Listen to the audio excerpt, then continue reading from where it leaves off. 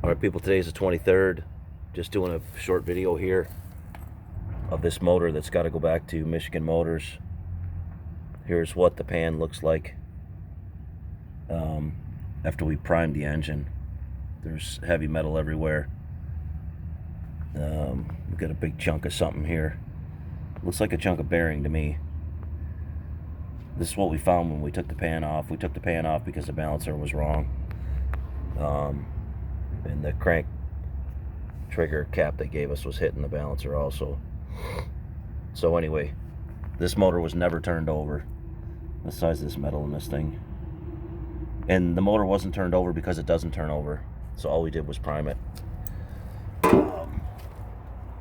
Here's the paint debacle nightmare. Every single gasketed surface was painted. There's paint all over the valve stems. There's actually paint in the cylinders too.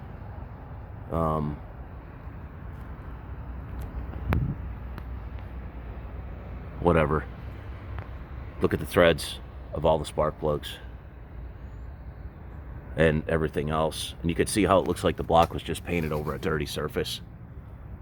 Look what happened when I took the oil filter off of it.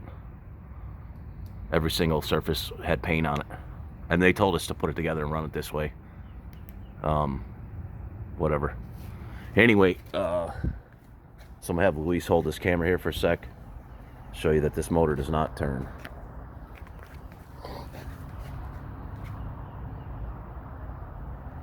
So I'm putting a fair amount of force on this thing right here, and this motor is locked up.